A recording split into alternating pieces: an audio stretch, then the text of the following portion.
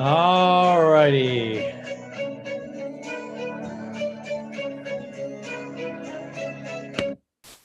Hello and welcome to Tuesday Night Live. We are live from Gen Con. Actually, I'm not. Look at all them people there gathered around.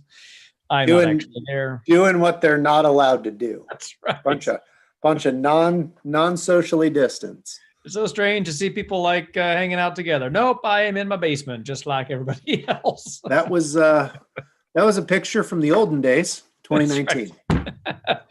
Well, we thought it best. Maybe numbers are going up and everything, so we thought it best to go back to our thing that we were doing in deep quarantine to be distant, going through Zoom and coming from there. So we are in our own houses today, but we still want to carry on Tuesday Night Live. So just for now, we thought this would be a better method because we're just trying to be consistent with all the social distancing and masking and all those kinds of things. So anyway, that's why we're here. But today we're not talking about COVID.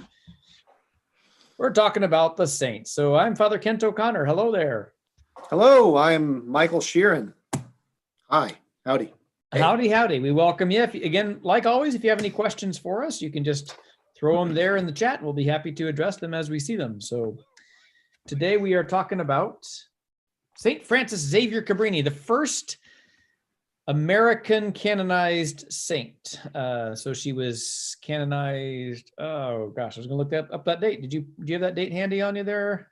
She was canonized in 1946, and she was the first American citizen ever to be canonized. Not American citizen.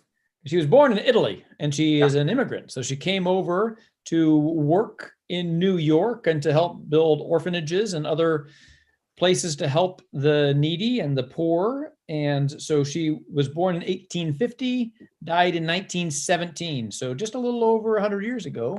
So she died right before the last pandemic, I guess. Huh? Yeah. 1918, yes. The Spanish flu. So she got out. She made it. But yeah, so what we're trying to do this time is just kind of talk about some of the themes of the life of the saints. So St. Frances Xavier Cabrini. The first American-born saint is Elizabeth Ann Seton, but she wasn't canonized until 1975. So that canonization process is always a little bit weird because some kind of make the fast track and some just take a little bit longer for their process. So yeah, she was there was a shorter period of time between her death and her canonization. So, well, and that was an interesting kind of time because you got to think about that for America, for us to even have just an American citizen canonized as a saint, that was truly a huge deal, especially in the 40s when it happened. Sure. And so she had such a profound impact on the world because what she thought she was going to be and what she actually ended up being were not the same thing, right? Maybe that's not true in the fact that she was trying to pursue the Lord with her vocation and kind of followed the will of God, but where she thought she was going and where she actually ended up going was not the same thing. And so oftentimes I think God does that with our lives as he says, oh, you think you're going this way, but I already have a plan for you going that way. So wherever he closes a door, right, he opens a window. Right. And that's one of the most famous lines, I think, of that I saw it over and over again, that when she went to talk to the Pope, she wanted to follow Francis Xavier in his model of going to China. And the Pope says, no, I'm not going to send you to China. I'm going to send you the other direction. So not east, but west. So that is one of the lines that comes out to me anyway. And Michael, I think you're the same way, that's a very profound little saying there. You want to go this way, but I'm going to take you in the exact opposite. There's nothing more opposite of east than west. So she wants to go this way. She wants to go be a missionary in China. And Leo the 13th, I believe it was, says, nope, you're going to go the exact opposite direction. We've got some people in need in the United States of America. And this is where I think we need to send you. And she responded to that, to that And invitation? I think that's kind of just a good kind of framework for her life. So she was born in Italy, and Yep. she had a great devotion to Francis Xavier. Um, she was a Maria before she took her vows and became Sister Francis Xavier Cabrini. But she had a great devotion to Saint Francis Xavier. And one of the things that I think is really, I would say, relatively profound about her life in particular is that she knew from a young age that she wanted to become a sister, but they actually refused her from actually joining the Daughters of the Sacred Heart due to her illness. So she tried to join at the age of 18, but she had illnesses, and they said you're not healthy enough to join and become a sister. And so in her kind of tenacity, I guess, tenaciousness for pursuing the Lord, she decided to just start working at an orphanage in the area. And then actually when that, just as her time with the orphanage and the success of that orphanage was going quite well, they were actually the sisters of the Sacred Heart, the Daughters of the Sacred Heart, allowed her to join. And then when the orphanage eventually closed was when she actually founded the Missionary Sisters of the Sacred Heart. And so within the Daughters of the Sacred Heart, she founded the Missionary Sisters. So you're never staying right where you were from. You're being sent out into where the world needs you. And she had a particular kind of focus, or was thinking, I want to go help in an orphanage in China. This is where we were alluding to earlier. Her desire was to go to China. She was instead sent to the US and ended up being focused on helping in the orphanages with Italian immigrants, the poor Italian immigrants, the belabored, the sick, the suffering, right? The people that you often find sisters working with, right? The hardest hit of humanity. And in her lifetime, this is kind of the thing that was most shocking to me, is just founding one orphanage would be a remarkable accomplishment. Founding two, founding a school and an orphanage, founding a hospital, a school, and an orphanage. In her lifetime, she actually founded 67. Let me just repeat that: 67 different institutions of. Wait, how many? 67. Okay. It's like from The Great Outdoors, where he goes, how many times you've been struck by lightning? 66 times in the head. 67 institutions is what she started over her lifetime.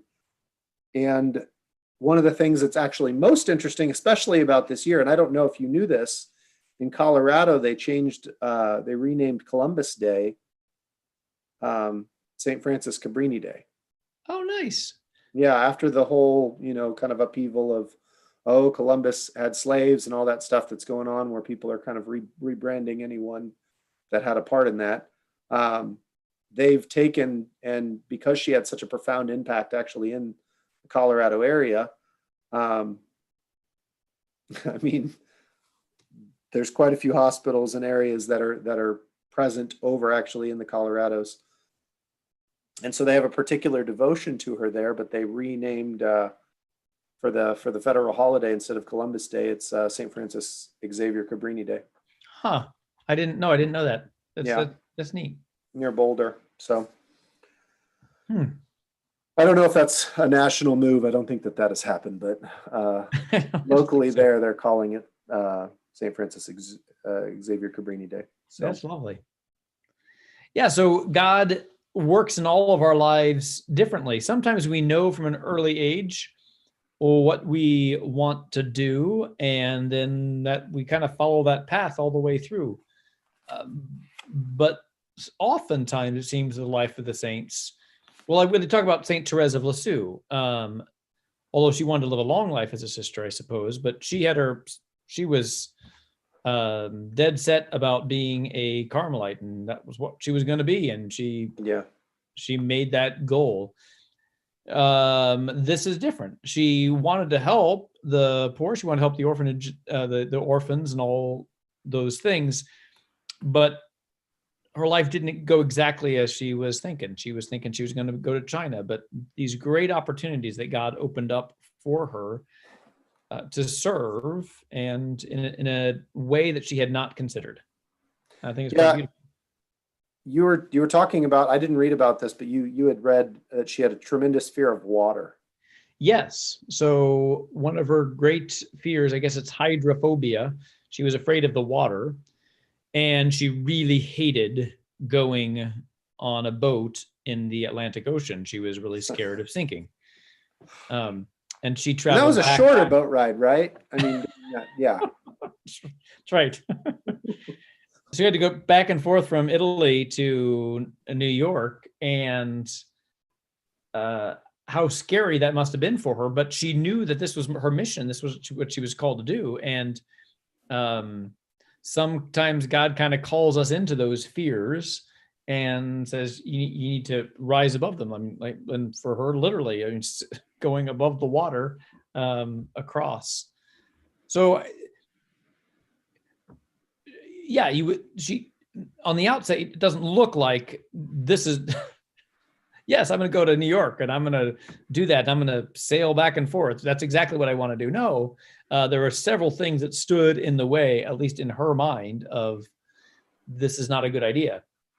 But God is more powerful than the Atlantic Ocean, and God is more powerful than any of our fears. I think that's a great lesson that we take from St. Francis Cabrini.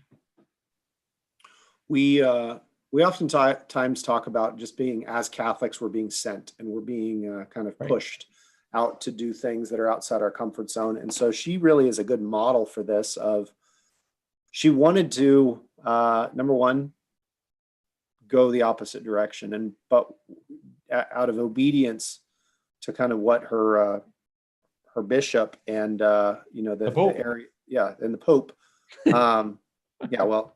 In Italy, they just call him the bishop, right? That's true. Sorry, that was low-hanging dad joke fruit. But what she really exhibited here was obedience, and so she arrived with 6 of her other sisters, and that was in almost 1900. I was thinking it was quite a bit earlier. Let's see here. She became a citizen in 1909. Yeah. So citizenship was 1909, but it was under Archbishop Michael Corrigan out of New York, where 1889. 1889. Thank you. When she arrived, and so it was 20 years later that she was granted her citizenship. Okay, we think about the process that we have to go through now, and that immigrants have to go through to gain citizenship in this country, and a 20-year timeline in order to get that, and in that timeline, serving the Lord in whatever capacity that they were asking her to. I mean, that's a huge amount of humility that absolutely would have came from that. But in my own life, I can kind of think about this because I spent some time doing missionary work in the Philippines, and going to a foreign place where you don't speak the same language, you're not necessarily overtly connected to the people that you're around because you look different, right? Everyone thought my name was Joe before they found out my name was Michael, because that's what they call all the white expats that live around the Manila area, because they're GI Joes, right? That was the sort of thought. And so my greatest success, this was like, okay, I wasn't asking for this. I didn't know that this was going to happen, but they were calling other white people in the area that I was serving Mike. And that was my big, like, okay, I did have a little bit of an imprint, because everybody, you want, when you're doing, hopefully when you're attempting to do the work of God or the work of what you were sent to do as a missionary, you're hoping to actually see the fruits of that. Like, there's a selfish desire in all of us to just say, please, God, let me see the fruits of the work that I'm doing. Like, you as a priest, I know that you probably have the desire for somebody to just come up and be like, Father Kent, you're really making an impact here, which, just so you know, Father Kent, you're really making an impact here. But it's one of those things where you often, when you're in the service of God, don't get those feedbacks. You don't get those positive moments of, hey, you're doing really, really well. Keep up the good work. Right. And she started 67 different institutions.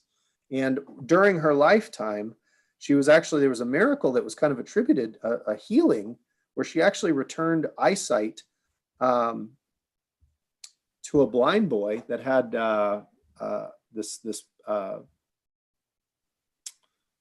poisoning of it was in the water supply, and basically he had a reaction to it. Right. And he regained his eyesight with her praying over him. And at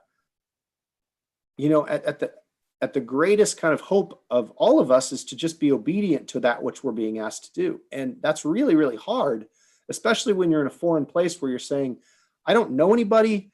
I don't have a whole lot of like local friendships with people that know me well.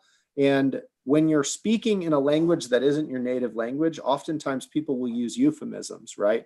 Where if I'm speaking with another English native speaker and I say, well, that's a horse of a different color, you understand what I'm saying in that context, but they'd go, why are we talking about horses if you're not a native speaker? I don't see how the horse fits into the discussion, right?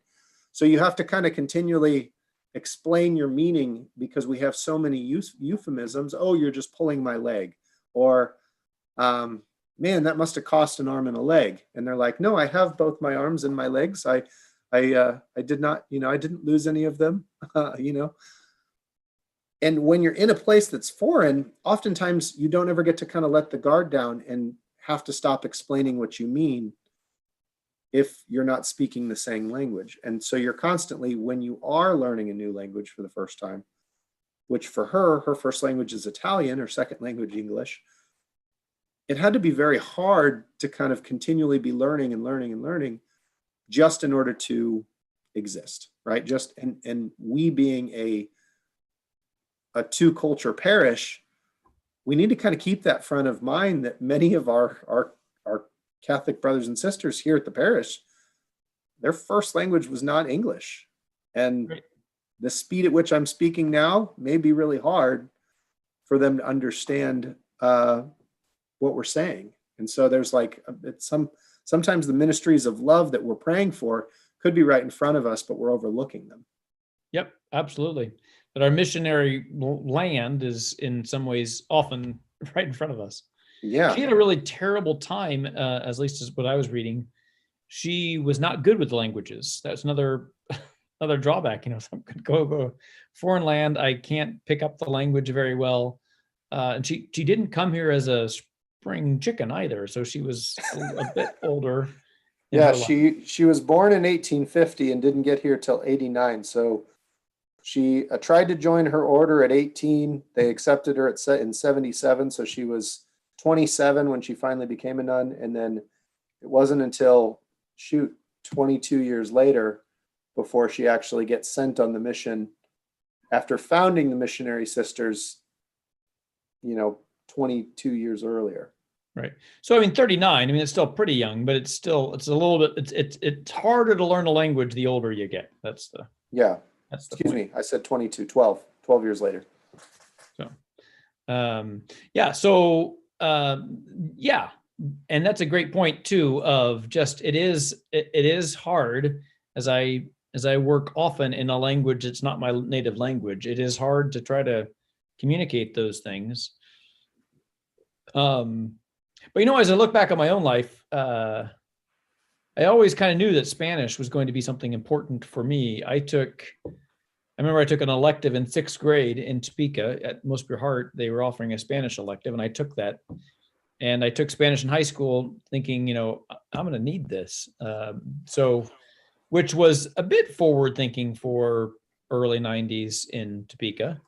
But I think that's another way that God, it's not just like, whoa, I was so smart, but it was God, leading me into a path that I wasn't clear about yet.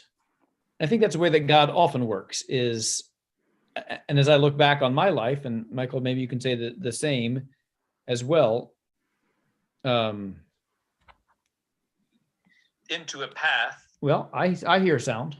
No, that was for Outward. That was just me. Yeah. Sound checking to the audience. My bad. I didn't mean to break your train of thought. No, that's right.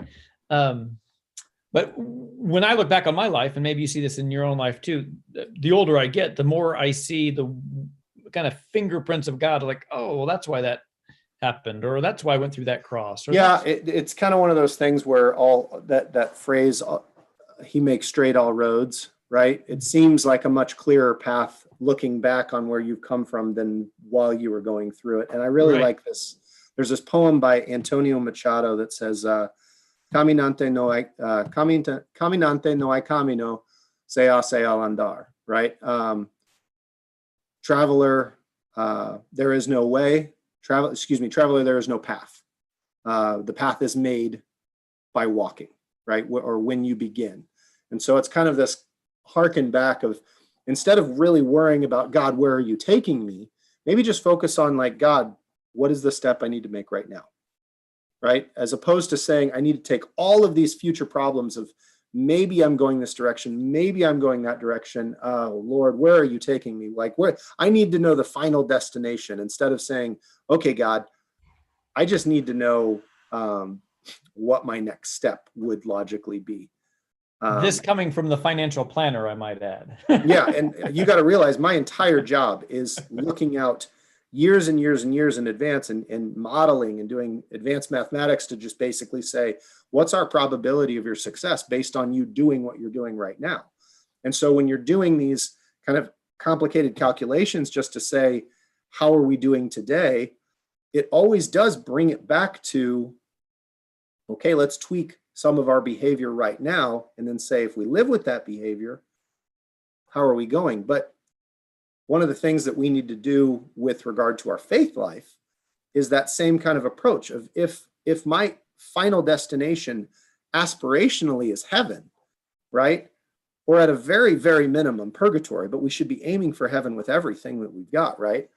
What do I need to tweak in my current behavior in order to actually direct and course correct my life so that I'm moving towards heaven?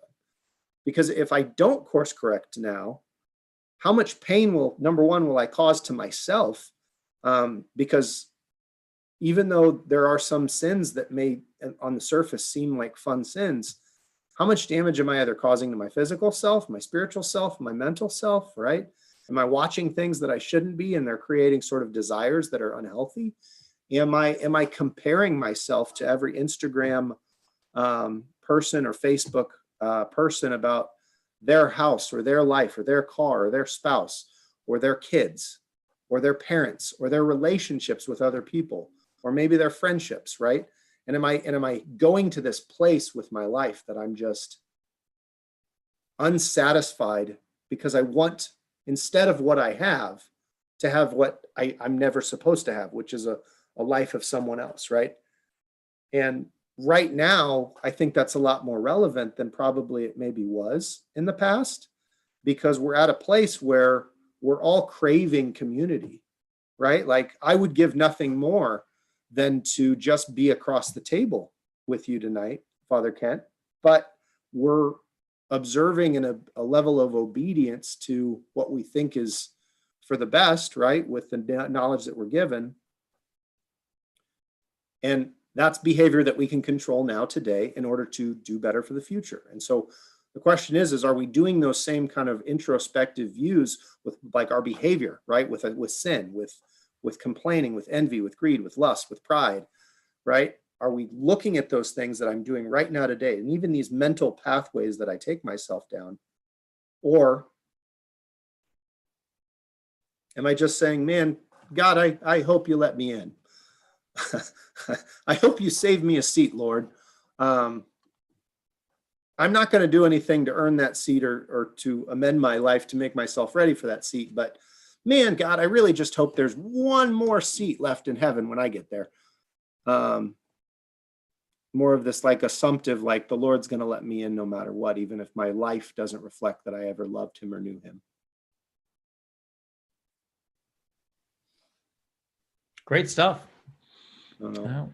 That's yeah, I got nothing to add. That's great. Well, sorry, yeah, this stuff gets you on a soapbox a little bit, but No, I think it's great. I mean, we're all called to be saints, and God calls us in all different ways. And that's why we're doing this kind of saint series of, I mean, at least hopefully y'all are enjoying this too. I'm finding it very good for me to kind of do some deeper dives into the lives of the saints and the writings of the saints.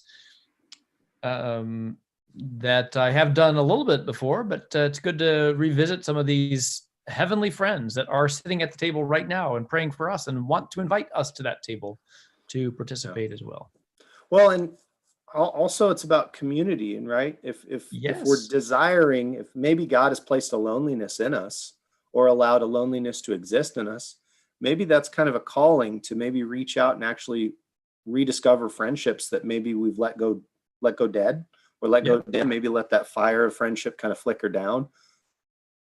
Maybe this is that moment where we can reach out and kind of get outside of our own bubble in order to get to a place where we're actually making a real impact. You know what I mean? I dig it. All right. Well, I think that's pretty much all that we have for today. Anything else to add there, Michael? Well, she had a particular devotion to poor and uneducated, the orphans, essentially the lowest parts of society. And maybe this is a good opportunity for us all to kind of introspectively look and say, is there things I could be doing more for the poor, for the uneducated, for the lonely within my own community? Because they exist everywhere, right? There is an underserved demographic in every area of life.